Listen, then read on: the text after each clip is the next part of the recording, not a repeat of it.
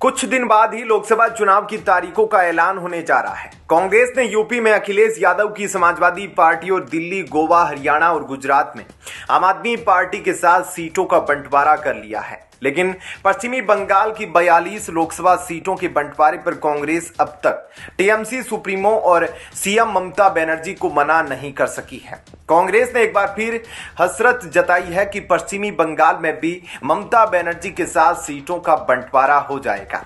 वहीं दिल्ली की चांदनी चौक लोकसभा सीट से टिकट न मिलने के बाद बीजेपी के निवर्तमान सांसद और पूर्व मंत्री डॉक्टर हर्षवर्धन ने सक्रिय राजनीति छोड़ने का ऐलान किया है। एक्स पर अपने पोस्ट में डॉक्टर हर्षवर्धन ने लिखा है कि सेवा ही उनका धर्म रहा है। उन्होंने लिखा कि गरीबों और जरूरतमंदों की मदद करने की खातिर ही मैंने कानपुर के GSVM मेडिकल कॉलेज से पढ़ाई की। उन्होंने यह भी लिखा है कि पंडित दीनदयाल उपाध्याय के अंत्योदय नीति से वो बहुत प्रभावित रहे हैं। डॉक्टर हर्षवर्धन ने लिखा है कि आरएसएस के तब के नेतृत्व के कहने पर मैं राजनीति में आया।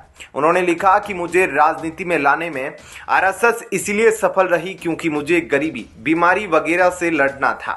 डॉक्टर हर्षवर्धन ने यह भी लिखा कि बिना किसी खेद के उनको कहना है कि आम आदमी की सेवा में शानदार पारी खेली। यह काम दिल्ली और केंद्र की सरकारों में स्वास्थ्य मंत्री बनकर किया।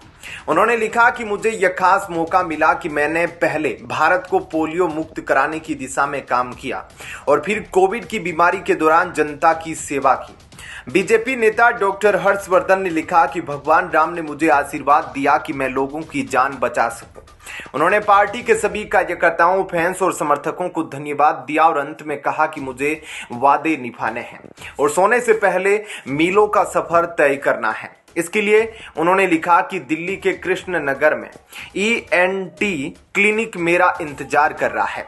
बता दें कि इससे पहले दिल्ली से बीजेपी के निवर्तमान सांसद गौतम गंभीर और फिर पूर्व वित्त राज्य मंत्री जयंत सिन्हा ने भी एक्स पर पोस्ट कर सक्रिय राजनीति से अलग होने का ऐलान किया था। इन दोनों नेताओं ने भी खुद को मौका देने के लिए बीजेपी के केंद्रीय नेतृत्व को शुक्रिया अदा किया था। अब सक्रिय राजनीति से डॉक्टर हर्षवर्धन ने भी विदाई ले ली है।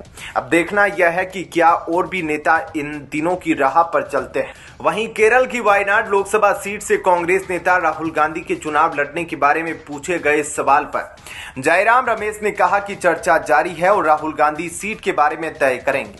बता दें कि CPI ने वायनाड सीट से अपने प्रत्याशी का ऐलान कर दिया है। CPI पहले से कहती रही है कि राहुल गांधी को वायनाड छोड़ किसी और सीट से लोकसभा का चुनाव लड़ना चाहिए।